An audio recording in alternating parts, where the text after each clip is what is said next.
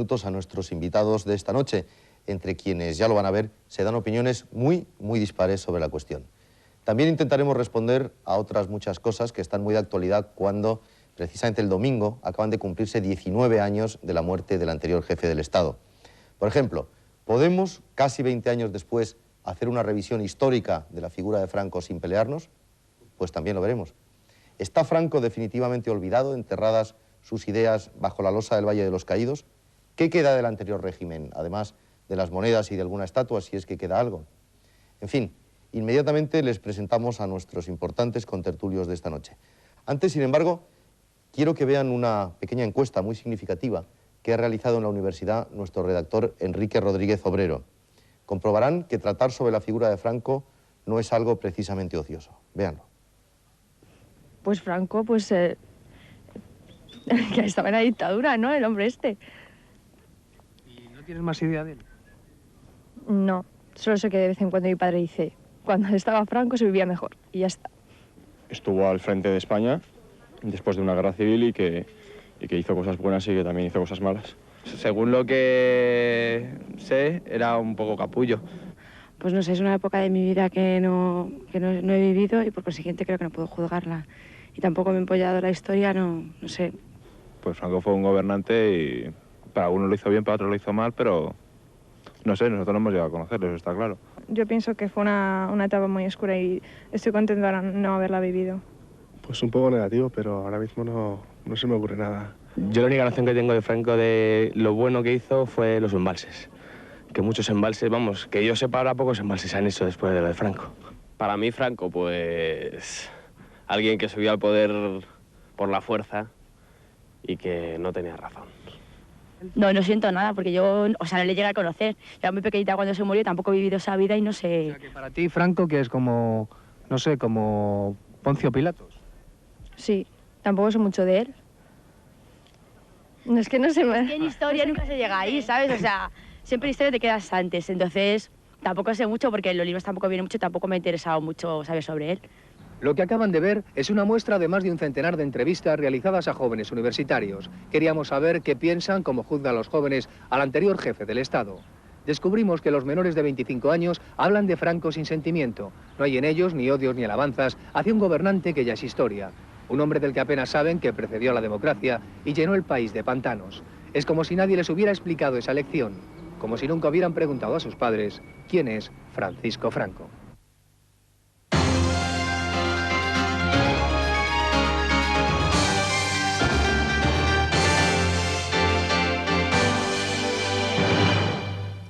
Bueno, pues ya lo han visto ustedes. Franco queda casi tan lejos como Poncio Pilatos para algunos de nuestros jóvenes, a lo mejor para la mayoría de nuestros jóvenes.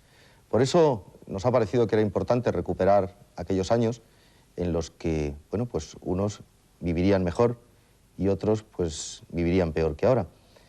No queremos demorar más el debate, a ver qué dicen nuestros invitados de esta pregunta y de las otras que vamos a plantearles, por supuesto. Se los voy a presentar inmediatamente. Aquí tengo a mi izquierda, bueno, yo no sé ya, en este tema tan delicado no sé si plantear términos geográficos, pero efectivamente el que está a mi izquierda, don Joaquín Gutiérrez Cano. Buenas noches. Buenas noches. El señor Gutiérrez Cano es embajador, es diplomático de profesión, fue ministro con Franco y actualmente preside la Fundación Francisco Franco, ¿no es así? Así es. Bueno, ¿con Franco vivíamos mejor o peor que ahora? A mí me sobran los signos de interrogación. O sea que vivíamos mejor. Bueno, claro, es que también la pregunta en su caso es ociosa. Don Javier Tusell, buenas noches. Buenas noches. Don Javier Tusell es historiador, conoce muy bien la época de Franco, ha publicado un libro de mucho éxito sobre Carrero Blanco, contenía importantes revelaciones, recuerdo. ¿Con Franco vivíamos mejor, señor Tusell?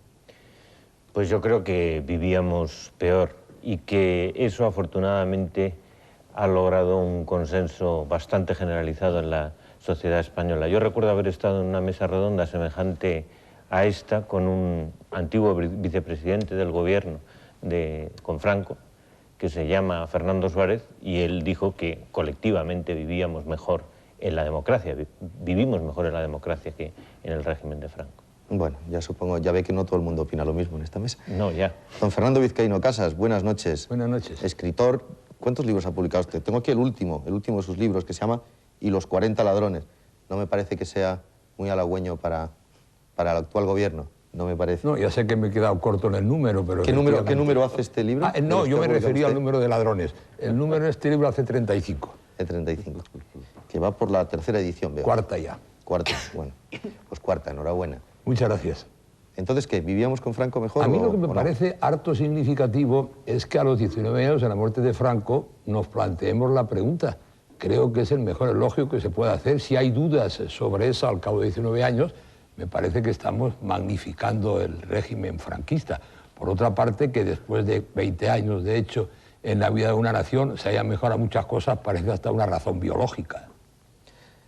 Doña Pilar Rahola, buenas noches. Diputada de Esquerra Republicana de Cataluña.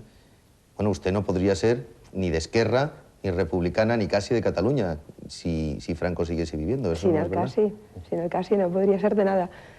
Yo pienso que la pregunta es pertinente, a pesar de que yo ya tengo ganas de olvidar definitivamente a Franco y de dejarlo ya debajo de la losa, debajo de la tumba, para un poco, en fin, para que no se ría de nosotros en el hecho que lo recordamos en cada efemérides, ¿no?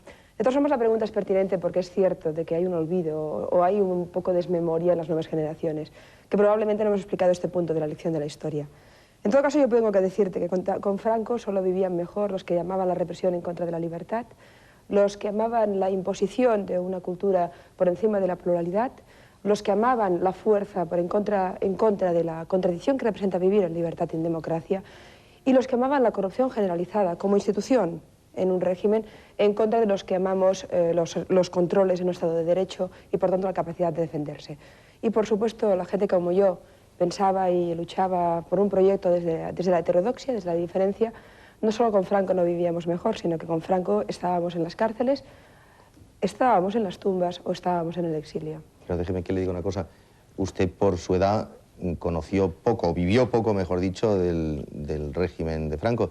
Quiero decir, de alguna manera usted representa aquí un poco pues, a esos universitarios que no sabían nada, o no sabían casi nada de lo que han sido esos 40 años. Yo tuve tiempo de beber champán el día que murió Franco. Tuve tiempo de poner mi botellita, a pesar de que no bebía y que era realmente muy joven. Ese día tuve tiempo de participar de la euforia colectiva que representaba que finalmente se acababa un régimen, que era un régimen de represión, y por tanto iniciábamos una etapa de libertad y de ilusión, una etapa nueva. Es evidente que yo no viví la etapa dura del franquismo, viví solo el final, pero tuve tiempo de tomar ya conciencia social, tuve tiempo de tomar conciencia de país, tuve tiempo de saber lo que significaba la represión contra una lengua, contra las libertades individuales, contra las libertades colectivas y, por tanto, lo que significaba, sobre todo, el sentido de la democracia. Por tanto, en este sentido, aunque fuera muy joven y no viví los 40, y no viví los 50, y no viví los 60, viví el final. Y el final fue la apoteosis porque se acababa. Desde luego, yo viví como mínimo la euforia del día en que murió. Don Ángel Palomino, otro escritor. Buenas noches. Buenas noches, don Fernando. Autor, entre otros, de este libro, que se llama Caudillo, que me parece a mí que era bastante agiográfico, supongo, con respecto a la figura. Hombre, agiográfico no, es un libro... No, lo digo por el título. Bueno, por el título, sí, todo el mundo le llamaba el caudillo y el generalísimo. Y yo he puesto como título el mismo que ha puesto el señor Preston, que por cierto trata bastante mal a Franco, miente todo lo que quiere, y lo ha titulado Franco, caudillo de España. Ha sido mucho más agiográfico, si eso es agiografía, de lo que soy yo. Claro que él lo ha hecho porque como mete de contrabando una falsa biografía, ha conseguido con ese título y una foto de Franco guapísimo que lo compren los franquistas, con lo cual les ha hecho una faena porque les ha robado el dinero. En cuanto a la señorita Rahola, celebro que lo celebrara con champán. Yo tenía muchas ganas de ver en carne mortal a la señorita Rahola porque la veo en todas partes. Lo mismo que hace unos años en la época del odiado dictador, siempre aparecía Pitita Ridruejo en todos los programas, ahora aparece doña Pilar Rahola, pero siempre miro a ver si por detrás está Mari Carmen, porque siempre dice las mismas cosas. Parece que lo tiene grabado.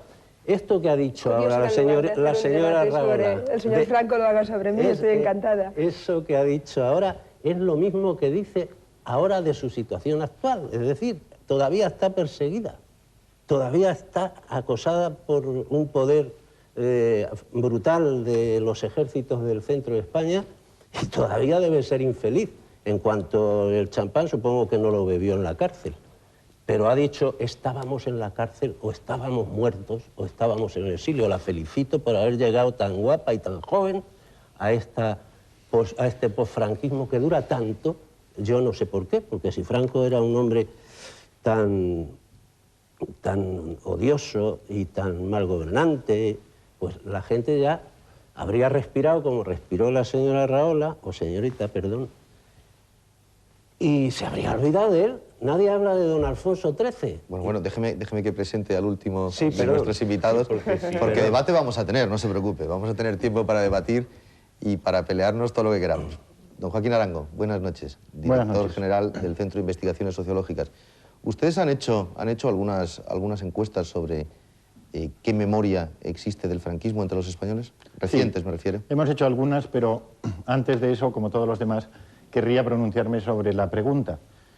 Y discrepando con alguno... la pregunta de si con Franco vivíamos mejor. con Franco vivíamos mejor. Yo creo que es una pregunta impertinente, es una pregunta anacrónica, que la entiendo como un reclamo publicitario, con un cierto toque sensacionalista, irónico, para atraer la atención, cosa que me parece muy legítima, que tiene más que ver con la industria del entretenimiento, como se dice en Hollywood, o con la industria, con el mundo del espectáculo, que con la sociedad española real.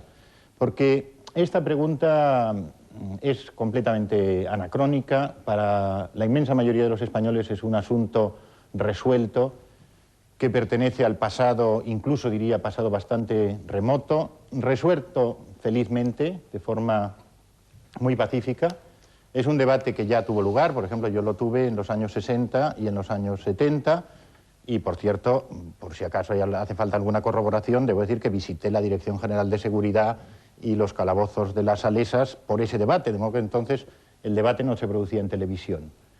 Para la inmensa mayoría de los españoles no hay opción entre dictadura y democracia. La inmensa mayoría de los españoles han abrazado la democracia, y este es un asunto del pasado, más bien desgraciado.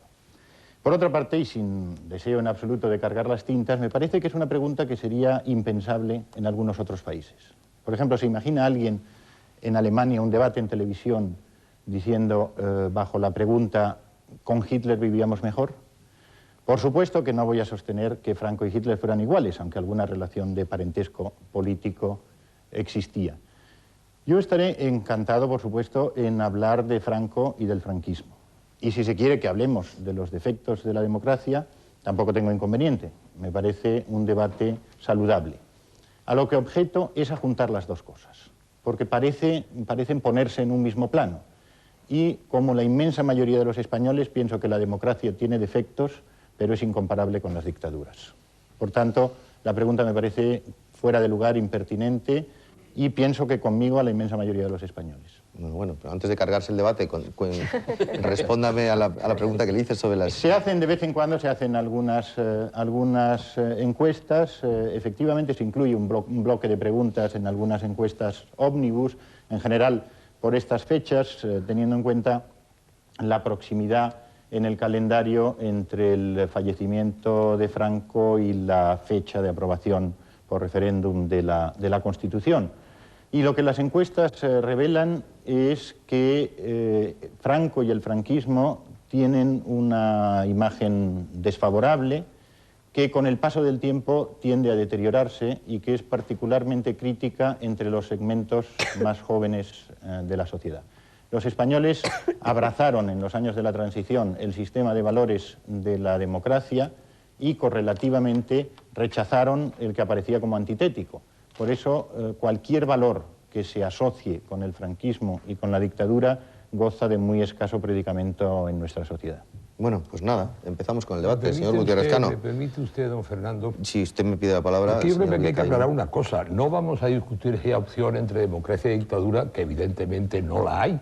Yo voté sí al referéndum de la reforma política, lo claro. La pregunta es si se vivía mejor en el franquismo, no con Franco. Es decir, si había cosas mejores en aquel sistema que en el actual. Creo que eso es lo que tenemos que debatir. Entonces, la señorita o señora. Señora. Que, perdón, no es pregunta impertinente en su caso. ¿Qué edad tiene usted? 36. 36, o sea, tenía usted 16 cuando murió Franco. Bien. Entonces, usted plantea unos temas, por ejemplo, habla de la cultura. Me gustaría que habláramos de la cultura en los años del franquismo y de la cultura actual, por ejemplo, para abrir el debate sobre un tema de si era mejor o peor. Hablaremos de la cultura también. No, yo primero quería darle la palabra al señor Gutiérrez Cano, que he visto que me la estaba pidiendo. Yo creo que a propósito de lo que ha dicho el señor Arango, que esta pregunta, si con Franco se vivía mejor, es un tema resuelto. ¿A usted le parece que es un tema resuelto? Yo creo, por el contrario, que es una comparación útil y es una oportunidad casi única, porque está en su planteamiento tomando la causa como consecuencia. Franco ha sido víctima desde el primer momento de una inexplicable agresión permanente que es característica de la izquierda, que es la conspiración del silencio. Todo lo malo se le ha colgado a él, no ha podido defenderse. Otra cosa hubiera sido si se hubiera movido la tumba del Valle de los Caídos, como decía, me parece que era Fernando Vizcaíno. Pero en fin, quiero decir que no podemos tomar la causa como consecuencia. La gente ahora no sabe nada, pero no sabe nada porque se ha hecho un esfuerzo deliberado en cubrir de ignorancia y de silencio 40 años de la vida de España. Y eso no se puede hacer sin incurrir en una agresión a la historia. Y yo quisiera leer lo que Lord Acton dijo en cierto momento: la historia debe ser quien nos libre no solo de la indebida influencia de otros tiempos, sino de la debida influencia del nuestro, de la tiranía del mundo que nos rodea y de la presión del aire que respiramos. Como intérprete de la historia, yo creo que eso no tiene absolutamente nada que ver con la realidad. Lo que está diciendo el embajador pertenece a otro mundo que es distinto al que se desenvuelve, por ejemplo, la Universidad Española. Una de las cosas estupendas de la transición que hemos hecho ha sido lo rápidamente que se ha hecho una historia bastante imparcial del régimen de Franco. Se tardó 20 años en el caso de Mussolini en Italia. Bueno, en España han ido apareciendo libros de historia, biografías de Franco en un plazo relativamente corto. Nadie ha ocultado nada. Si alguien ha ocultado algo, han sido algunos entusiastas de Franco. Quiero decir que no dejan ver sus papeles, los propios papeles del general Franco. No, eso no se entiende. Es decir, que no ha habido ninguna conspiración de silencio. Y además, debo decir que entre los historiadores, los que nos dedicamos profesionalmente a esta materia, hay un consenso que es parecido al consenso de la sociedad española. Las opiniones que tenemos los historiadores acerca del general Franco son muy coincidentes. Podemos discrepar en algún punto concreto, pero en la inmensa mayor parte de la época del general Franco estamos de acuerdo, todos los que nos hemos dedicado a hacer historia científica sobre la época. Me ha pedido la palabra Pilar Rahola, pero no sé si el señor Gutiérrez Cano quiere, por alusiones, responder, porque me da la impresión de que se ha hablado de ocultación de papeles y yo creo que eso se refiere a su fundación. No hay ocultación de papeles, lo que hay es publicación de papeles, que hasta que no salga la totalidad de los papeles que hemos ido recogiendo, no se lo vamos a dar en bandeja a ningún historiador. Esto es un hecho evidente que practicaría cada historiador con su propio archivo. Han salido ya una serie de libros y un libro fundamental, que es el libro de Luis Suárez, en 8 tomos, que se titula La época de Franco. Y por consiguiente no se ha sustraído nada a nadie. Es más, en muchos casos, la mayor parte de los casos, estos documentos o papeles están copiados o reproducidos o repetidos en la administración, en los ministerios correspondientes. Mire. Así que, por consiguiente, no se le ha quitado nada. Vamos a acabar reescribiendo la historia, que es lo más peligroso. A ver, aquí los únicos que estuvieron silenciados fueron los reprimidos por Franco, no el franquismo, que durante 40 años tuvo toda la prensa a su favor, todos los medios de comunicación a su favor, y sobre todo tenía silenciada la oposición porque no podía ejercer como tal.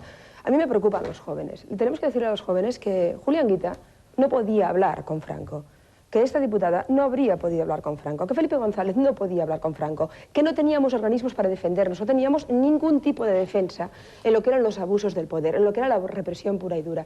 Me decía el señor Palomino, pues mire usted, llegó viva y con salud a la época actual. Mira, el presidente Companys, por ejemplo, no llegó vivo. Lo mató Franco, lo mató Franco. Que empezamos a hablar, de los muertos. Déjeme acabar, señor Palomino. Que le digo a aquellos a quienes fusiló el señor Companys. Déjeme acabar, señor Palomino. Déjeme acabar y luego habla usted sin ningún problema. No, es que me dejan acabar ustedes. Es que me dejan acabar. A ver, es que me dejan acabar ustedes. Yo no voy a hablar. de la guerra civil, porque la guerra civil, señor Palomino, la guerra civil, el señor Companys era un presidente Le prometo darle la palabra ahora, señor Palomino. A ver, ya es normal en este tipo de sensibilidades. Empieza a poner muertos encima de la mesa. Punto de orden, ¿por qué no seguimos lo mismo que antes? No, esto es un debate y aquí la única regla... Vamos a intervenir todos. Aquí solo tenemos una regla, que es que no hay reglas en estos debates. O sea que, quiere decir, y que intentamos respetar la mayor cantidad de tiempo homogéneo para todos. Resultará que durante la época franquista, ya no hablo de la guerra civil, que con todas sus miserias en todos los bandos. Estoy hablando de 40 años de dictadura, de represión pura y dura. Estoy hablando de los muertos legítimamente, con comillas, por el régimen autoimpuesto, que se mataron con la ley en la mano. Franco hasta el último día firmó sentencias de muerte. Estoy hablando de las miles de personas que estaban en las cárceles. Estoy hablando, bueno, lo afirman sus consejos de ministros. Algunos reciclados ahora en democracia. Sí, claro, es que era un angelito. Y todos los miles de personas, luchadores de los derechos individuales y de los derechos colectivos, que tuvieron que coger el camino del exilio. El franquismo fue un régimen mediocre, pero sobre todo miserable. Y evidentemente no se puede comparar nunca con la grandeza de la democracia, con todas sus miserias, si usted quiere, con todas sus disonancias. Pero es que la libertad es contradictoria, la libertad es perfectible, en cambio la dictadura no lo es. Esa es la gran diferencia. Señor Palomino, y después el señor Vizcaíno, y después, bueno, después todo el mundo, porque... La señora Rahola, como siempre, ha puesto la cassette y ha soltado su discurso habitual. No está Mari Carmen detrás, luego es ella. Hemos venido a hablar de si ahora estamos mejor o peor que con Franco. Sacar ahora los fusilamientos del año 40 o del año 41 me parece que es irnos a la prehistoria. El 75. Es irnos a la prehistoria. Esos eran terroristas y usted lo sabe. Y usted lo sabe muy bien porque creo que incluso usted participó de ciertas actividades muy próximas a esas. Hombre. ¿Qué?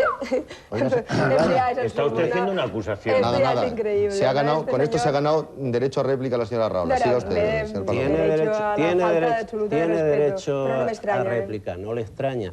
Yo no defiendo la dictadura ni la comparo con la democracia, es otro sistema. Estamos tratando de esto. Si esto es una democracia, que venga Dios y lo vea. Una democracia en la que el señor Rubalcaba, que no sé dónde ha nacido, es número 1 en la lista por Toledo. La señora del presidente es número 1 de la lista. Ni siquiera por cualquiera.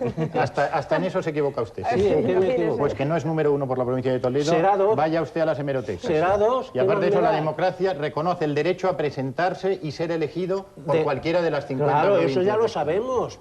Pero ¿qué sabe el señor Rubalcaba de Toledo? Con la máquina del partido. Esta democracia de listas cerradas, en la que además hoy nos está gobernando el presidente de un partido pequeño que tiene 13 diputados y está dictándole la política a todos. Por eso usted defendía las listas abiertas en la época de Girón. En la época de Girón yo no defendía ninguna lista, pero le voy a decir una cosa, señor Tusell.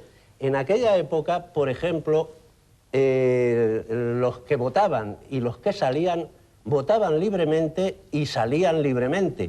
Estaban excluidos, por ejemplo, esas minorías de marginados que ahora votan a Herri Batasuna y a esos partidos que desgraciadamente están diciendo que representan al pueblo. Esta democracia es la que permite la corrupción a la que estamos asistiendo. Esta democracia es la que en relaciones exteriores nos ha conseguido entrar en Europa todos muy contentos para que nos arrebaten la industria, la agricultura, todo. El sol. El sol es lo único que nos dejan porque les interesa. Un momento. Tengo que dar la palabra a la señora Rahola exclusivamente para que responda usted de una acusación que ha lanzado el señor Palomino. Pero un momento, señora Rahola. Permítame que haga una pequeña pausa y le prometo que es usted la primera persona a la que doy la palabra dentro de exactamente 2 minutos. Casi como la Valquiria de la verdad ya, ¿eh?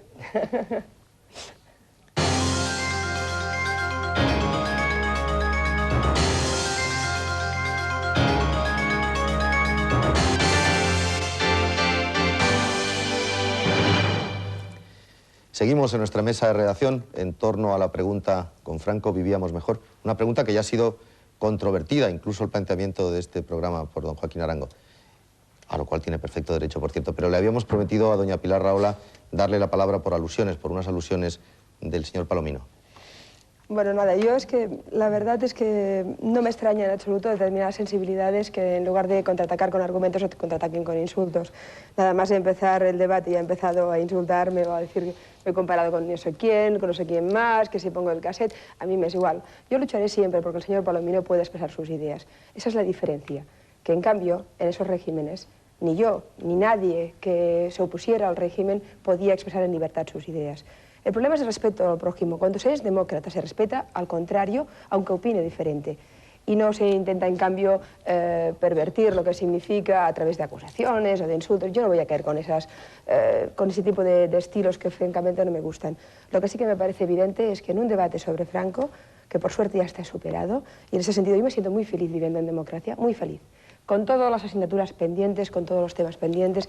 Yo que soy catalán entiendo que hay un problema histórico que es el catalán por resolver, como hay tantos otros problemas. Evidentemente hay en esta democracia disfunciones que hay que resolver bien, pero es una democracia. Tenemos derecho a expresarnos, a defendernos, tenemos derecho a debatir en el régimen, en el juego parlamentario, en el juego electoral. Esa es la grandeza y que, desde luego, en otro régimen no se podía dar. Entonces no voy a ponerme a defender cada ataque o cada insulto o cada improperio, porque, bueno, esto forma parte de determinados estilos en los que yo no voy a caer. Yo espero que me contraargumente con argumentos. Y si no, pues ¿qué le haremos? Este tipo de cosas a veces pasan en los debates. Señor Vizcaíno. Yo creo que nos estamos apartando por completo del título del debate, porque hasta ahora llevamos ya no sé cuánto tiempo y no hemos empezado a tratar si se vivía o no mejor en parte o en todo durante el franquismo. Y de otra forma quiero hacer unas precisiones a cosas que aquí se han dicho. El señor Tusell ha hablado de los historiadores científicos entre los que se sitúa, naturalmente, y ha dicho que todos coinciden. Pues yo creo que no, porque el señor Tusell yo no creo que coincida ni con don Luis Suárez, ni con Salas Larrazábal, ambos hermanos, ni con Casas de la Vega, ni con su particular amigo don Ricardo de la Cierva. Los historiadores, lógicamente, tienen distintos puntos de vista. Decir que todos coinciden en esa apreciación de Tusell es absolutamente incierto. A la señora Rahola, que ha sacado un tema de Companys que no tiene nada que ver con si vivíamos mejor o peor, yo le recuerdo que primero que el señor Companys estuvo preso durante la República por decisión del gobierno democrático de la República, en ocasión de la famosa sublevación de octubre del 74, que no fue un alarde de democracia, precisamente. Fue un alarde de soberanía del Parlamento catalán. Sí, es que el Parlamento catalán... Ahora hablaremos de eso. Pero, en fin, no fue un alarde de democracia. El señor Companys, como usted sabe, después de proclamar el Estado Federal de Cataluña, dijo, ya estaréis contentos, ya lo he dicho, mientras el señor Dencal se escapaba por las alcantarillas vestido de nazi. Esto es historia, no lo está discutiendo. Es su interpretación de la historia. Efectivamente, 75... No es interpretación, es historia. La interpretación no la he hecho, le he contado unos hechos. Dijo eso el señor Companys, se escapó el señor Dencal por las alcantarillas, eso es un hecho. Está reduciendo un hecho histórico de gran trascendencia. Estoy contando unos hechos sin comentar. En fin, acabe. Sigamos. Usted ha hablado de los fusilamientos de 75, efectivamente, a 5 terroristas de ETA, de los mismos que ahora siguen cometiendo desmanes y demostrando que no es verdad que lucharan contra el franquismo. No sabemos contra quién luchan, sabemos que son unos locos peligrosos. Eran los mismos entonces que ahora, aunque entonces a usted probablemente le satisfacía mucho que mataran guardias civiles, por lo que usted dice. Eso es una opinión. He dicho probablemente. He dicho probablemente. Porque si le sabe mal, si le sabe mal que después de juzgado, si le sabe mal que... No confunda las cosas, señor Punto de orden. Yo a usted no le interrumpo. Yo no soy el presidente del Parlamento. A mí usted no me interrumpe. Yo no le he insultado, señor Vizcaíno. Yo tampoco. ¿A usted qué le parece? Punto de orden. Si usted se retracta, evidentemente, si usted ha acusado a un... No, señor. A un contertulio... He usado el adverbio probablemente. O sea que, quiero decir, aplíquese usted ese mismo juicio. ¿Usted lo aceptaría? Sí, probablemente. Señor Vizcaíno. A usted le gustaría que le dijeran que probablemente usted se había alegrado... Yo procuraría demostrar lo contrario. Señor Vizcaíno, vaya concluyendo. Puedo terminar, que no he terminado con el señor Companys.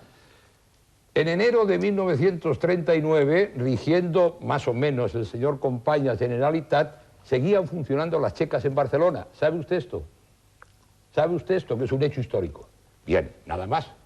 podré Y en el año 40 fue fusilado. Hombre, yo creo que, claro, lo que pasa es que como todo el mundo le alude, va usted a protagonizar la sesión de esta noche. Como si estuviéramos en el Parlamento. Dígame, inmediatamente. Ya sé que le debemos dar mucho al señor Vizcaíno Casas que yo tenga un relativo protagonismo en el Parlamento, No, pero me encanta. voy a intentar continuar con ello. Le enseñaré un artículo que he publicado ayer lunes en que la elogia a usted por su última actuación en el Parlamento. Tendré mucho creo gusto que no en le ese molesta tanto. Déjeme decir dos cosas que me parecen fundamentales. La primera, yo que soy una activista de la no violencia, y lo he sido toda mi vida, y por tanto he sido una activista convencida del pacifismo, no por unas cuestiones estratégicas, no, por cuestiones de convicciones profundas, esto que quede muy claro, nunca he entendido que la manera de defender unas ideas fuera a través de la violencia. Nunca, en ninguna época. Y tan solo en épocas que precisamente el hecho de que haya una dictadura montada podría justificar cualquier tipo de defensa. A pesar de ello, yo como pacifista convencido nunca me ha parecido que ninguna idea valiera una gota de sangre. Pero lo que no podemos decir es que en el 75 y en los años anteriores, y desde que empieza el franquismo hasta aquí, haya ningún derecho constitucional para un preso. Y por tanto, en este sentido, las ejecuciones son, primero, yo estoy en contra de la pena de muerte, por supuesto, y segundo, en un régimen en el cual no hay libertades, ¿qué derechos constitucionales hay? ¿Qué derechos tiene nadie? ¿Qué garantías tenemos de ningún juicio, a ningún nivel justo? Se mataron personas desde el primer día hasta el último, sencillamente por estar en contra del franquismo. Recordamos a Puigdemont, recordamos, bueno, en fin, es que podríamos recordar a tantos y tantos. Señora Raúl. Entonces, no me hable usted de la situación democrática en la cual podemos hablar de garantías de una situación de régimen dictatorial en las cuales no hay ningún tipo de garantía, en la cual todo es una farsa, y en la cual, por tanto, se mata con absoluta impunidad. Vamos a conceder por favor, vamos a conceder su turno de palabra al señor Arango. Y luego Companys, que era la segunda. Companys era un presidente elegido democráticamente. Companys fue delito de alta traición. Desde su punto de vista, pero desde el punto de vista de los derechos nacionales de Cataluña, es evidente que Companys... no hay derecho nacional de Cataluña, son de España. Señora Raola, tiene la palabra Joaquín Arango. Categóricamente no puede estar. Señora Raola, señor Gutiérrez Cano, por favor. Señor Arango. Sí, no yo querría empezar por pedir a los participantes, y con la legitimidad particular que me da no haber sido aludido personalmente, que eviten las descalificaciones personales y mucho más las acusaciones insidiosas. Y en esto tengo que referirme especialmente al señor Palomino y al señor Vizcaíno Casas. Realmente no es propio de un debate intelectual hacer acusaciones personales. Y por otra parte sería deseable también que evitáramos las interrupciones en la medida en que sea posible y no esté justificado. Las interrupciones son la sal de los debates. Sigo pensando que la pregunta es bastante impertinente y mucho más aún con el cariz que está tomando. Puede llevarnos a situaciones tan grotescas como comparar algún posible defecto, que no está aceptado, hay multitud de opiniones doctas al respecto, acerca de la bondad o inconveniencia de las listas cerradas en nuestro sistema electoral. Pero claro, compararlo con un régimen que carecía de elecciones, que era impuesto por la fuerza y mantenido por la coacción, y que se basaba esencialmente en la supresión de las libertades, y que en los últimos años consiguió, todo lo más a lo que llegó fue unas elecciones al tercio familiar, de cabezas de familia. Comparar eso con un sistema electoral de una democracia raya sencillamente en lo grotesco. Yo creo que las comparaciones entre dictaduras y democracias son tan insostenibles como comparar el esclavismo con las sociedades libres. En Estados Unidos, en los últimos años ha habido una escuela de historiadores revisionistas muy conservadores que han intentado demostrar que en los últimos años de la esclavitud los esclavos estaban mejor alimentados que los negros libres, ¿verdad? Y aparte de que se ha terminado por demostrar que los argumentos eran más bien inanes y débiles, en todo caso, por otra parte, no hubieran podido jamás demostrar la superior bondad del sistema esclavista, ¿verdad? Las dictaduras tienen vicios de origen que las descalifican y nunca pueden estar situadas en el mismo plano de dignidad que las democracias, por lo cual las comparaciones son perfectamente impertinentes. Un momento, me parece que el orden... Hablamos o no de si se vivía mejor y planteamos una especie de racional temario. Dejen ustedes, por favor, un cierto margen de actuación al moderador, solo un cierto. ¿He sido aludido, don Fernando? No me parece, señor. Se me ha acusado de hacer acusaciones. De lanzar acusaciones. No lo consideramos... Rechazo por insidiosa la acusación de que yo hago Perdóneme, no lo considero alusión. Me parece que el orden era el señor Tusell y el señor Gutiérrez Cano. Sí, yo quisiera volver a este tema de más o menos el acuerdo de los historiadores sobre esta materia, acerca de cómo fue la época de Franco.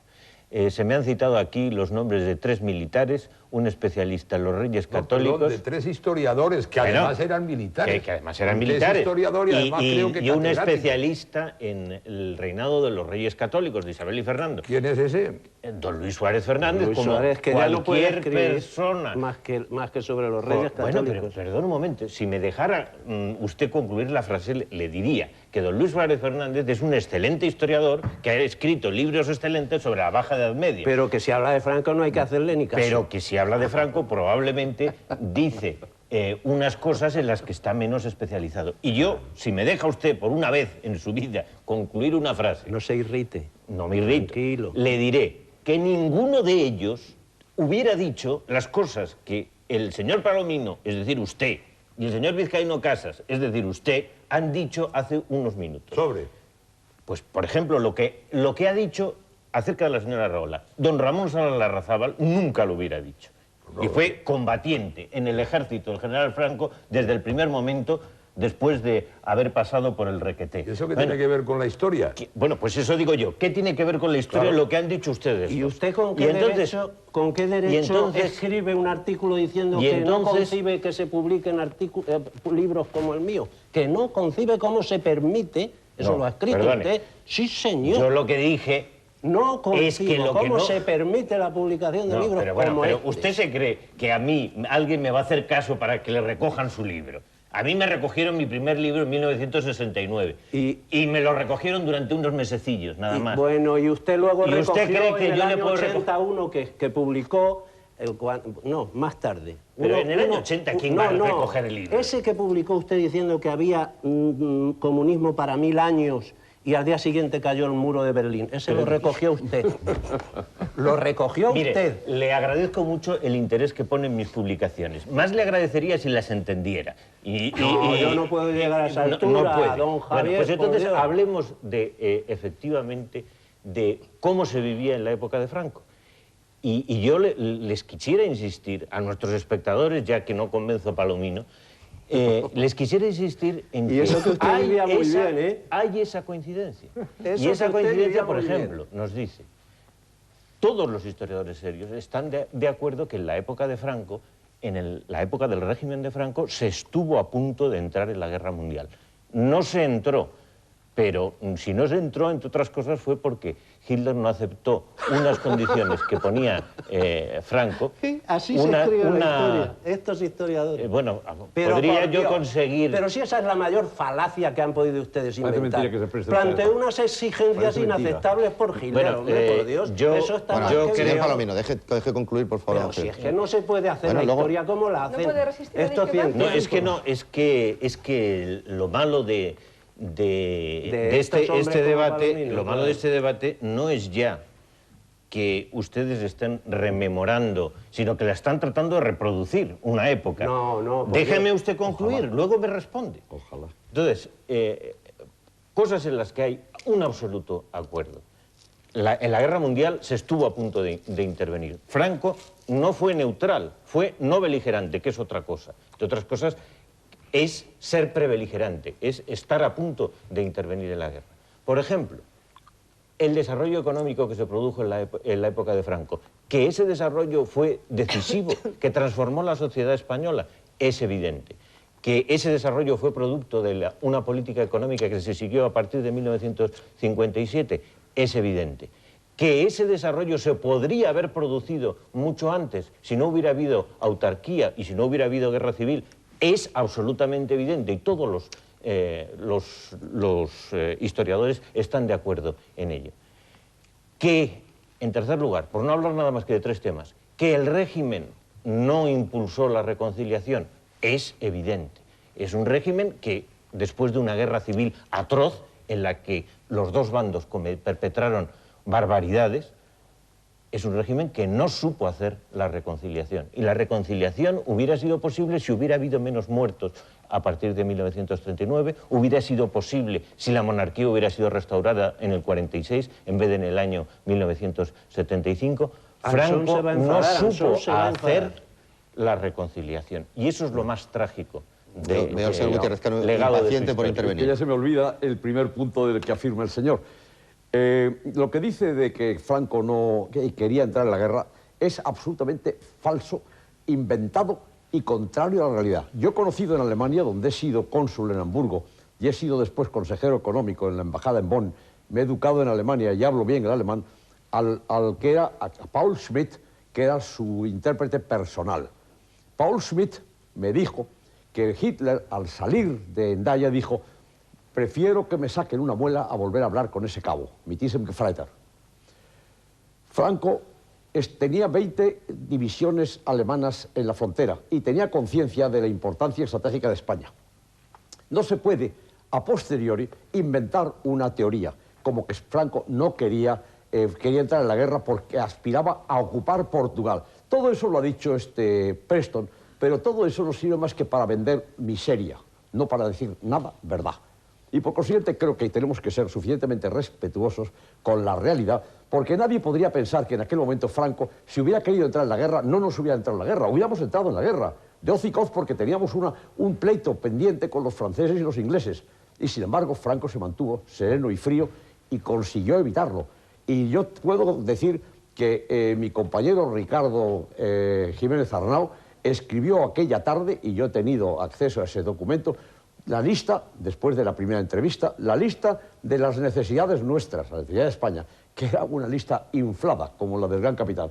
¿Por qué? Porque había que hacer lo imposible perdón, por encarecer esa posibilidad. También hubo un momento en que la Operación Félix, de la que seguramente habrá oído hablar el señor Tussell, estuvo a punto de lanzarse, y fue una intervención personal de Franco que logró que no se desembarcase o se atacase a Gibraltar.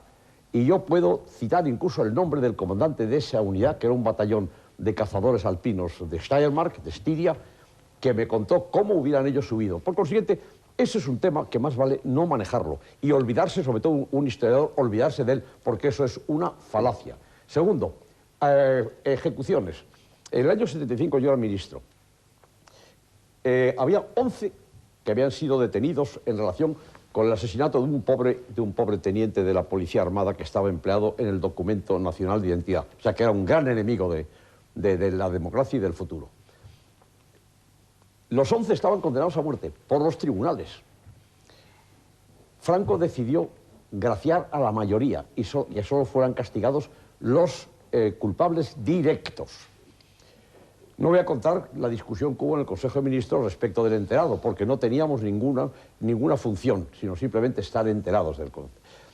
Querría decir también a este respecto que todas las afirmaciones que se hacen de los asesinatos o de las persecuciones no responden a la verdad. Miren ustedes, el caudillo le escribe le dice en el año 1942 al Consejo de Ministros que es preciso que se aceleren las condenas, porque todas las condenas están basadas sobre delitos de sangre, y que se aceleren para poder ejercitar la gracia, cosa que se acelera. Y es más, hay una carta de Ramón Serrano Súñez en la que le expresa al caudillo sus grandes reservas sobre la rapidez con que se va a ejercer la gracia.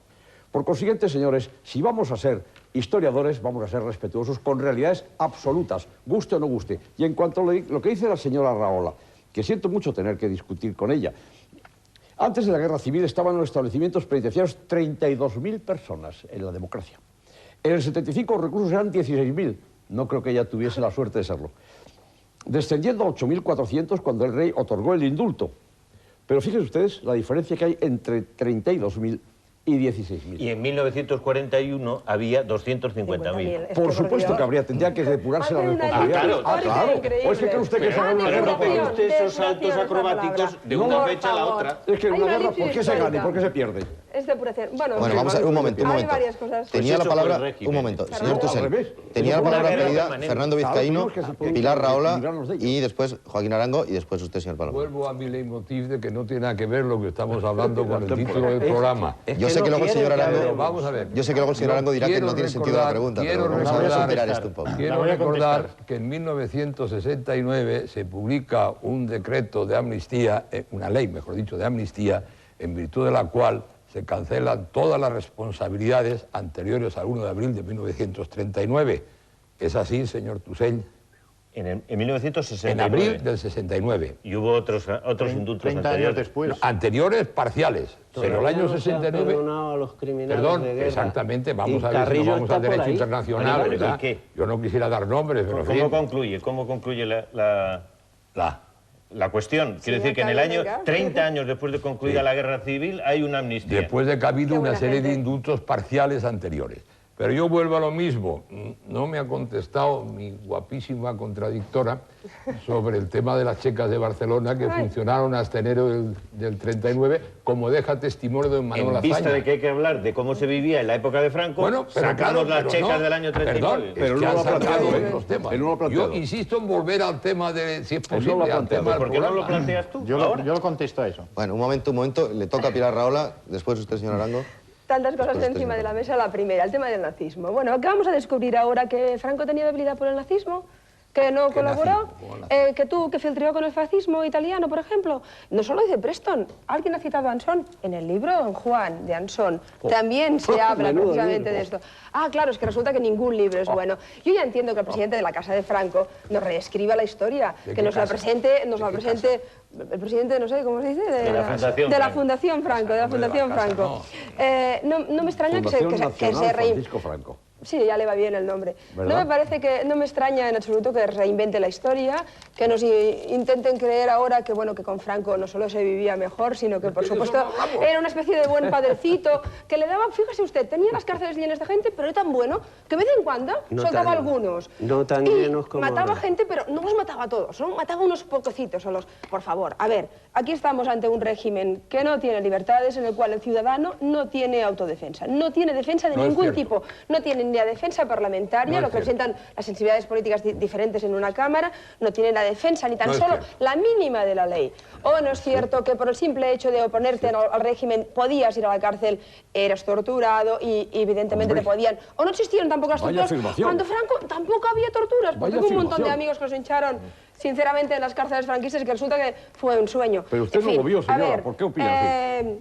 Yo ya tuve tiempo de vivirlo. Tuve tiempo de vivirlo. Usted sí, con 16 y años, tuve tiempo, no solo de vivirlo yo, sino que si le explico la larga historia, de todas las familias, no solo de la mía, de cualquier familia que vivió la represión del franquismo. Es que ahora parece que nos inventemos aquí todo. Claro, el peligro es este. El peligro es que el olvido hace que se reinvente la historia. Y al final va a resultar que era un pobre hombre, más o menos mediocre, más o menos simpático, que no sé qué. No, fue un dictador. El mejor gobernante que hemos tenido. No, ya estoy seguro que a usted le gustó. El señor Gutiérrez Cano ha hablado de depuración.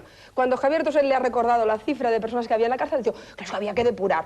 ¿A quién? ¿A los malos, señor Gutiérrez Cano? Usted, claro, es que los que... Claro. 250.000 más los miles y miles y miles que se fueron del Estado. Porque figuran en las estadísticas. Todos estos tenían que ser depurados. Pero bueno, a ver, lo que resulta increíble... Lo que resulta increíble es que dejen concluir a la señora Rahola, por favor. Este señor se levanta en armas contra el régimen legítimamente instaurado, gana una guerra civil, esto resulta evidente, y a partir de ese momento inicia unos años de una terrible represión que hunde todo el país en una situación terrible en la cual las clases medias, las clases intelectuales, todas las clases dirigentes tienen que irse al exilio, Sí, claro. Hombre, Sí, desde luego no queda, vaya, no pasó nada. No hubo exiliados, no hubo muertos, no hubo presos, no hubo torturas. Evidentemente, si aquí estamos para reinventarlo todo, para resultar que al final, pues este señor, bueno, mira, era un señor simpático que solamente estuvo 40 años aquí. 40 años gobernando con mano férrea, sin que nadie pudiera oponerse a él, sin que nadie tuviera derecho a réplica, sin que nadie pudiera defenderse en un parlamento legítimamente representado.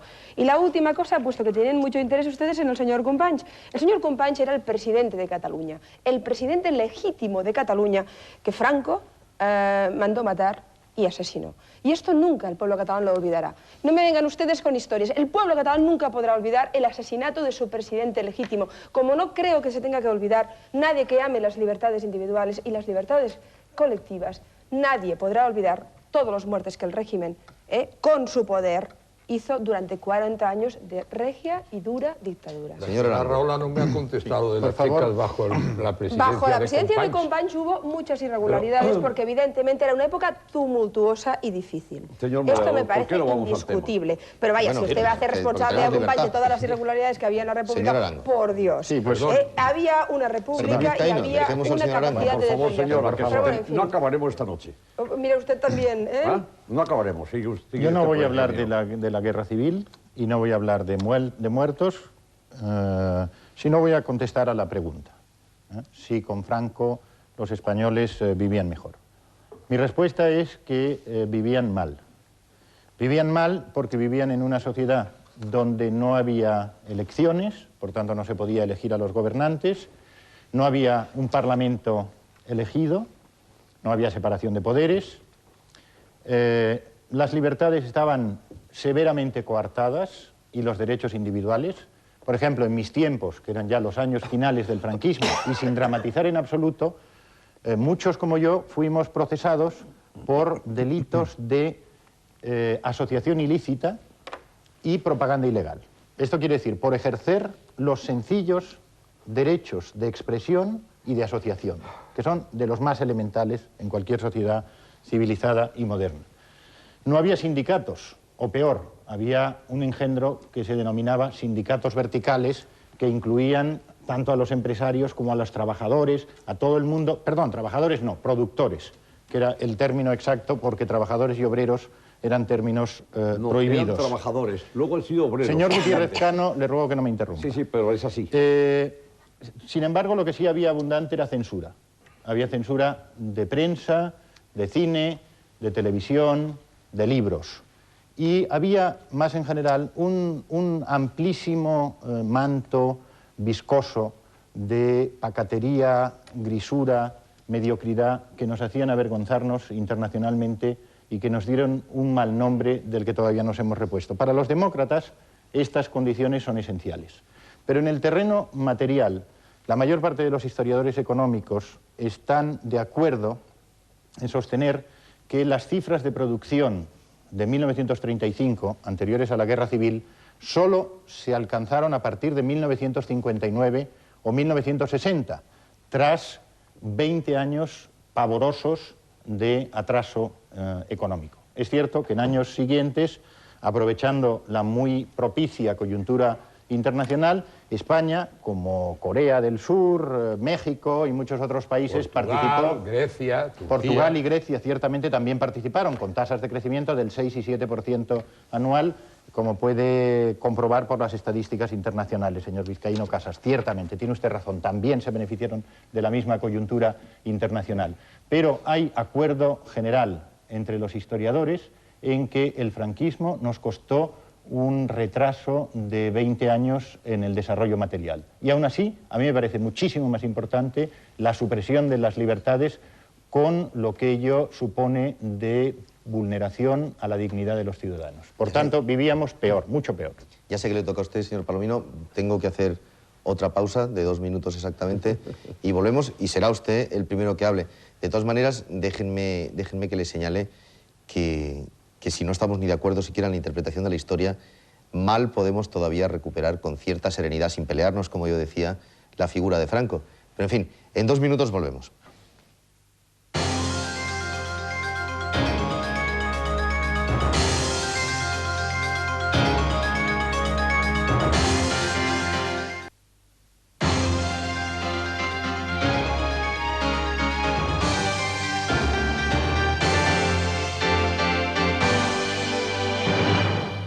tercer y definitivo round de esta mesa de redacción dedicada a Franco, a la figura de Franco, y bajo el epígrafe de la pregunta: ¿con Franco vivíamos mejor? Que es una pregunta que, por supuesto, no ha tenido una respuesta definitiva, pero supongo que ustedes tampoco lo esperaban.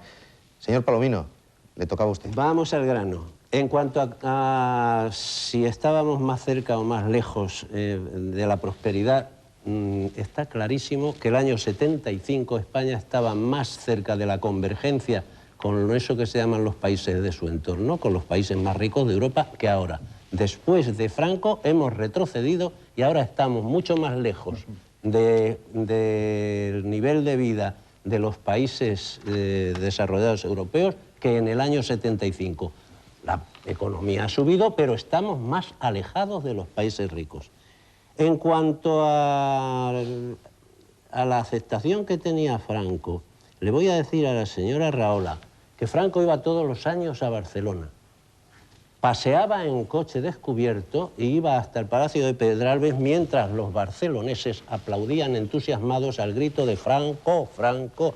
Esto es una realidad. Ahora dígame si el presidente del gobierno español tiene narices para desembarcar en el aeropuerto del Prat, subirse en un coche descubierto y llegar hasta el Palacio de Pedralbes. Montando de toda la policía que le montaban y con montando una de todo, particularidad, Franco paseaba por la calle particularidad, con que ahora el señor presidente del gobierno y ustedes los diputados tienen una protección que no tenía Franco, que tenía una guardia mora y alguna policía. Pero usted no tiene un voto que no tenía, ¿eh? No los despliegues. Usted tiene un voto que no ¿Y tenía. qué tiene que ver eso? Estamos hablando de que a Franco, en los barceloneses, algunos tíos y primos posiblemente de la señora Rahola, estaban en la calle diciendo Franco, Franco, Franco, y él iba en coche descubierto. Mis tíos y primos estaban en el exilio. Ahora hay mucha más policía protegiendo cualquier viaje de cualquier político en Barcelona, y no digamos en el País Vasco, a donde Franco iba y se bajaba del avión e iba en coche descubierto a la Azor. No, porque yo lo he visto de pequeño. Sí, bueno, pues yo lo he visto. Es muy distinta. Bueno, pues esto es una realidad que está por ahí. No hay más que ir al nodo y se ve. Bueno, en cuanto a los sindicatos. El otro día ha habido una reunión de los sindicatos con la patronal que han acordado derogar todas las ordenanzas laborales porque les estorban a los patronos. Y los sindicalistas de ahora, los jefes, convencidos de que están en manos de los patronos gracias a la democracia capitalista, se bajaron los pantalones. Y entonces el gobierno ha llegado a un acuerdo con los sindicatos y le ha dicho: burros, que os quitan lo único que os quedaba, las ordenanzas laborales de Franco, que son las que os han protegido. Es decir, entonces los obreros estaban protegidos, ahora están inermes ante el capitalismo, inermes.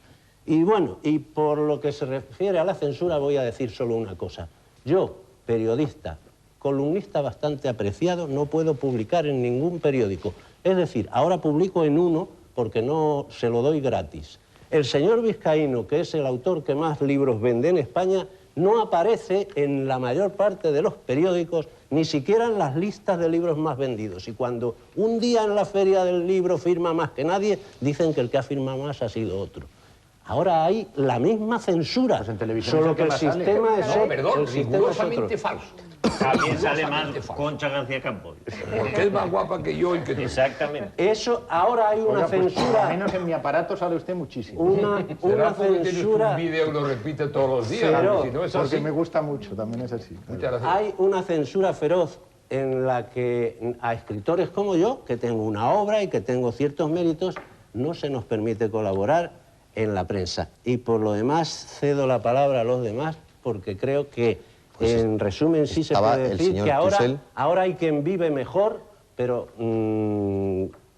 también en muchos aspectos estamos... Pero aquí no hay censura, ¿eh? Aquí dice cada cual lo que le parece. Aquí en este programa... Sí, no, por Dios, claro que sí. Señor y lo agradezco bueno, pues mucho. déjeme que le censure, déjeme que le censure y le dé la palabra a Javier Tusell, Bueno, que yo creo que ya le toca, es que estamos en los últimos minutos.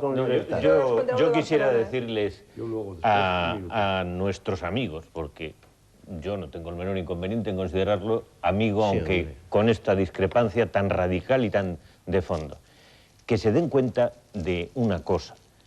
Probablemente, si todos los que estuvieron al lado de Franco utilizaran los mismos argumentos que ellos están utilizando, Franco hubiera durado menos. Franco tuvo a su lado una parte de la sociedad española. Lo que pasa es que esa sociedad española cambió. Y al cambiar, pues sencillamente, el franquismo fue como una especie de cáscara que se derrumbó ella sola. Y que no ha habido persecuciones.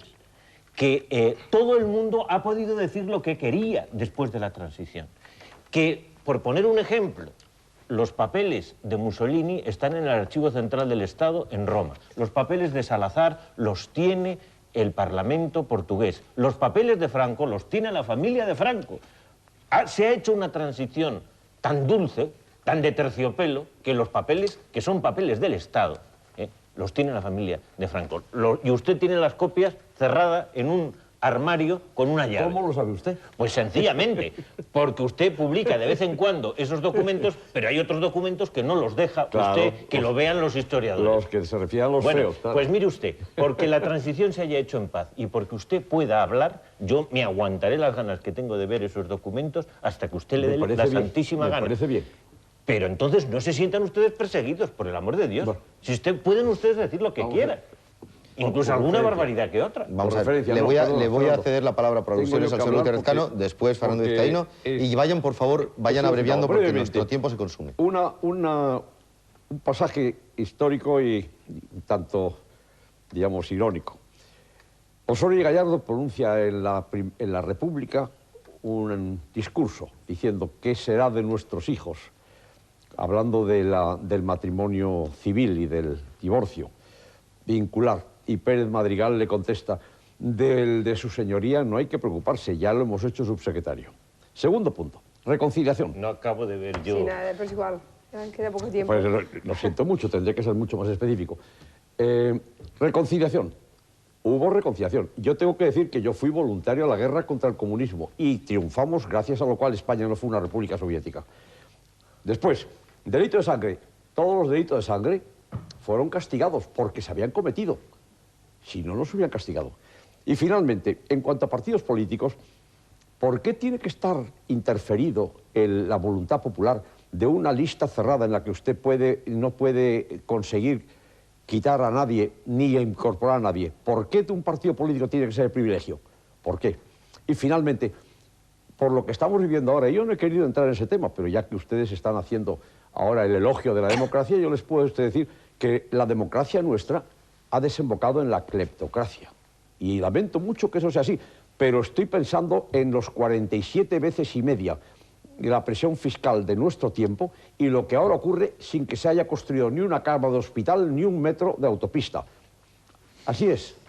Bueno, señor Vizcaíno, señor Raola. Me toca. Sí. Con respecto, les encarezco brevedad ya a todos. Con respecto a la censura que yo he padecido y que me repugna, leo el siguiente texto.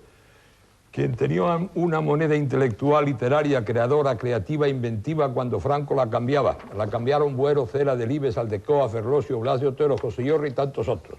Los que no la cambiaron entonces es que no la van a cambiar nunca. Es que no tienen moneda. Hoy que hay libertad no hay nada. Nadie tiene una moneda que cambiar. Francisco Umbral.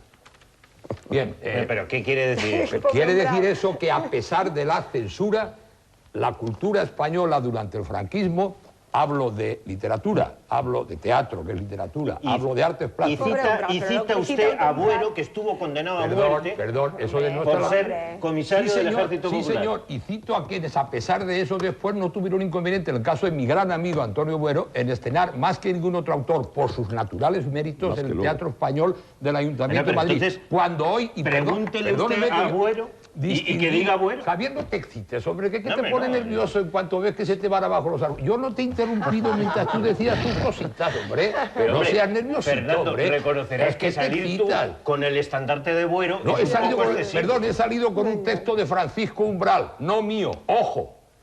Señor del CIS, el CIS es ese centro que informa al gobierno de los estados de opinión, de cómo van a ir las elecciones y que luego el gobierno se calla a lo que no le interese y no nos los cuenta a los ciudadanos. No es exactamente eso. Bueno, parece ser que es eso según leo yo en la prensa afortunadamente libre. Yo le pediría que hiciera usted una encuesta, pero de verdad, no con muestras de esas previstas, entre personas de más de 50... Las encuestas todas se hacen con muestras, señor Vizcaíno. Bueno, pero no previstas, Si no sería un censo. Ojo, le he dicho no previstas, no preparadas, Aleatorias, no elaboradas. totalmente aleatoria. Le invito, Montalbán 8, pase usted cuando quiera. Haga usted una encuesta entre los españoles de más de 50 años, porque la señora Rahola habla de oídas, naturalmente, y lo que dice, en fin, está influido por esos factores ajenos a sus propias vivencias. Los chicos de la universidad, lógicamente y gracias a Dios, para nada les importa el tema, que esto es muy importante. Yo me parece que, Dario, ya no les importa nada este pasado cercano, que nosotros seguimos discutiendo. No estoy seguro que no les importe. Lo que la encuesta demuestra es que no lo conocen. Que lo desconocen, claro, no porque voluntariamente se les ha hecho desconocer, que eso también habría mucho que hablar. Coja usted un libro de texto actual. Entonces, señor Vizcaíno, le encarezco brevedad. Señor Arango, a nuestros telespectadores de más de 50 años, haga usted una encuesta y pregúnteles cuándo vivían mejor, con abstracción de las libertades que no teníamos, sino materialmente. Porque vamos a ver, perdóneme, un poco fuerte, pero usted ha dicho una cosa que es rigurosamente falsa, que no hubo un crecimiento económico durante el franquismo. He dicho hasta el 59-60. El mayor éxito del franquismo fue que creó una clase media que no existía en España, gracias a la cual fue posible la transición, porque terminó con cualquier intento de involución, porque las clases medias no se echan a la calle, evidentemente. ¿Estará usted de acuerdo conmigo? Porque usted es muy científico en lo que le interesa, usted es muy inteligente y se lleva... Ahora le responderá usted, señor Arango, pero primero, señor Vizcaíno. Yo le pediría que hiciera usted esta encuesta y que conteste, se lo ha pedido usted 2 veces los españoles de más de 50 años a esta encuesta. Ya se lo ha pedido 2 veces. Bueno, Pilar Rahola, le encarezco brevedad también, por favor. Voy a intentar la brevedad, aunque son diversas cosas. La primera, el tema de Barcelona. Bueno, resulta que al final Francisco Franco se paseaba por la calle pacíficamente, sin ningún tipo de problema. Hombre, yo creo que tenía sus protecciones y tenía sus profundas dificultades porque, por suerte, había una oposición relativamente organizada. Pero es evidente que los regímenes absolutos estupidizan absolutamente. Y no me extraña en absoluto, en este sentido, de que salía allí el patriarca y, bueno, pues salía gente a la calle y decía viva Franco y dirían viva otra cosa, pues porque en el fondo el totalitarismo lleva a eso, lleva a la anulación de la inteligencia. A eso que Milán Rastrais dijo muerte a la inteligencia, precisamente, muerte a la inteligencia, o sea que fue los una de las... barceloneses eran unos estúpidos. Déjeme usted acabar. Es evidente que había muestras, no me cambie usted sobre las palabras, que lo he dejado muy claro. Es evidente que había muestras de fervor popular o franquismo que no venían de la razón o no venían de la reflexión, sino que venían sencillamente de la pura y dura descripción, porque los regios, y si no, pues mire usted las grandes arengas de Hitler y de Mussolini, este tipo de dictadores siempre tienen masas enfebrecidas en las calles. La democracia es una cosa mucho más complicada, muchísimo más complicada, porque la libertad es una cosa mucho más complicada, que tiene más contradicciones. La segunda cosa... Es de los que más han intervenido. La segunda cosa, entonces, cuando me decía el señor Vizcaíno, claro, pobrecita, es jovencita, no la ha vivido, en fin... Si tengo que ponerle la larga lista de personas vinculadas a mi familia que padecieron la represión, entre ellos el primer condenado a muerte en el 39, Carles Rahola, muerto solo. Déjeme acabar usted. Es que cuidado, déjeme acabar. Es que usted me dice que hable de oídas. Yo le digo, pues mire, Carles Rahola fue asesinado por el franquismo solo por un delito de opinión. El primero en el 39. No lo vivió, el segundo, no habla usted de oídas. Era de mi familia, pero por Dios. Usted de oídas. Pero bueno, es que además no hace falta hablar de la familia de cada uno, es que ¿quién no tiene un muerto del franquismo? Exacto, por eso no deberíamos hablar de La tercera cosa, y realmente ya te estoy acabando, la tercera cosa, hombre, comparar el régimen de libertades actual con todas sus miserias, con todas sus dificultades y contradicciones, con la censura franquista, pero por Dios, a mí me sabe muy mal que usted no pueda publicar en los medios de comunicación, no lo sé, pero en todo caso son organismos privados que escogen a sus colaboradores. Y mire, usted está aquí en este programa gracias a que el señor Fernando Jáuregui lo ha escogido usted para este debate. No me comparen, por Dios. La última cosa que ya le digo, mire, yo soy una persona de izquierdas. Con Franco no se podía ser de izquierdas. Yo soy una persona que en democracia puede defender la República. Con Franco no se podía defender. Y yo no podía ser catalana y ejercer de catalana con el franquismo, como no se podía ejercer de vasco, como no se podía ejercer de gallego. Se tenía que ejercer de franquista. Y no había otra opción, no, y ahí déjame. Porque no voy a... No, de precisiones... A usted las que quiera. A ejercer de catalana, a poder hablar mi lengua, a poder hablar mi lengua, a poder escribir... Es mentira. Perdón, eso sí que es mentira. Es mentira. Le traigo aquí que no nos da tiempo. No se podía decir catalana. Mentira. Déjeme acabar y luego dígame usted lo que quiera. Déjeme. Yo tengo 3 asesinados en Paracuellos. No hablamos de eso, no hablamos de eso. Pues entonces, ¿para qué vamos a seguir por Hacer creer ahora que el franquismo no fue también un régimen en contra de los derechos de los catalanes, de los vascos, como fue un régimen contra los derechos individuales, es también reinventarse la historia. Y lo último que ya digo, citando dos comentaristas que hoy han hablado precisamente de este programa. Rafael Torres, que decía, me preocupa porque con tantas efemérides vamos casi a revivirlo, ¿no? Espero que esto no ocurra y en este sentido toco madera. La segunda cosa, Aro Teclen decía, a mí lo que me preocupa no son los nostálgicos que puede haber en esta mesa. Lo que me preocupa son los nuevos valores del franquismo. Lo que me preocupa es que a las juventudes nuevas puedan generarse las sensibilidades xenófobas o racistas o excluyentes. Y eso es lo que me preocuparía, el nuevo discurso franquista. No puedo desconectarle, señora Rahola, no puedo desconectarle el micrófono como si fuese Félix Pons, que también se lo ha hecho, me parece, pero sí puedo rogarle que cedamos la palabra a quien menos la ha ejercitado, y no me queda más remedio que decir que es la última intervención, porque es que se nos ha ido el tiempo, y desde luego, según mi reloj y según mis anotaciones, quien menos la ha ejercitado es el señor Arango, hay que reconocerlo. Así que, pero le sigo pidiendo brevedad, ¿no cree usted que con esto le estoy dando patente de corso? Con mucho gusto contesto al señor Vizcaíno Casas, que ha tenido la amabilidad de aludir al Centro de Investigaciones Sociológicas, y a la recíproca, con mucho gusto, le invito a que visite nuestro banco de datos universalmente abierto al público, donde le proporcionaremos todos los datos que le interese, desde su fundación hasta nuestros días, como a cualquier otro ciudadano. Debo decir que el CIS, bajo el nombre de Instituto de la Opinión Pública, fue fundado en 1963-64 y que entonces sí que no había acceso a ninguno de los datos. Ahora todos son públicos, entonces ninguno. La encuesta que muy adecuadamente solicita usted está hecha, porque todas las encuestas comprenden la totalidad de la población española mayor de 18 años. Por tanto, no, he dicho mayor de 50. Ya lo sé, pero el grupo de 50 es, por definición, a fortiori, mayor de 18 años. Por tanto, está incluido también. Y estadísticamente es una submuestra representativa. Por tanto, podemos saber perfectamente qué piensan los mayores de 50 años.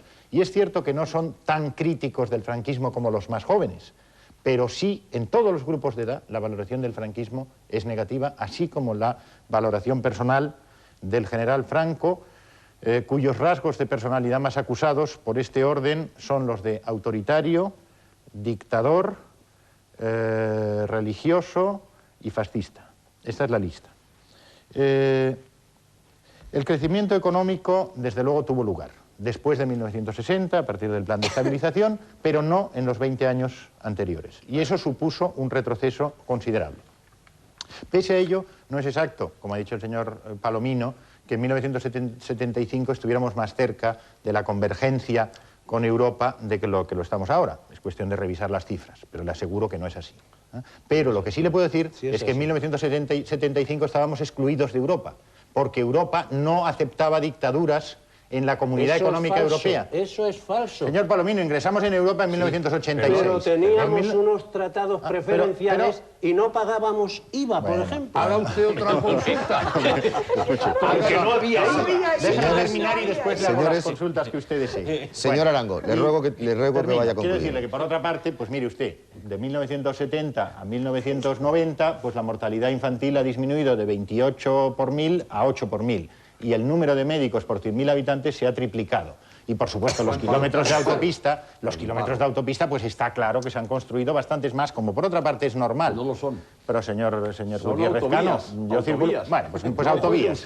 Pues autovías, que no están mal, pero las autovías. Pero, en todo caso, lo fundamental, insisto, no es eso. Lo fundamental es todo lo que he dicho antes. Y para concluir, y lo más simbólico de todo, un debate como este en televisión sobre el franquismo no hubiera sido posible. Muy bien. Bueno, pues nada. Has hecho muy bien en dejarle pronunciar el último discurso a un señor tan inteligente. Era el que, realmente era el que menos había hablado. Ha tenido la última palabra. Bueno, la última palabra la acaba de tener usted, señor Palomino.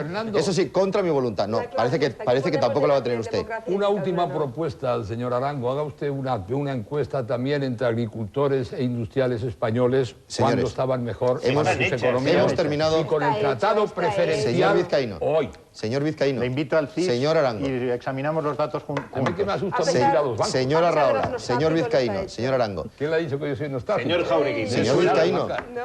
¿Me deja decir adiós? Si no, vamos a tener que cortar. Es que se enfada con nosotros Fernando Onega, que tiene que entrar con su entre hoy y mañana, antes de las 2 de la mañana, si puede ser. Fernando Onega y sus tertulianos. Yo no sé si ustedes habrán sacado alguna conclusión. Yo por lo menos he sacado una. Este tema, contra lo que decía el señor Arango, no está ni muchísimo menos superado. Es un tema que todavía provoca, ustedes lo han visto, unas pasiones muy vivas. Pero eso sí, se pueden discutir. El tema de Franco, por fin, se puede discutir. Buenas noches.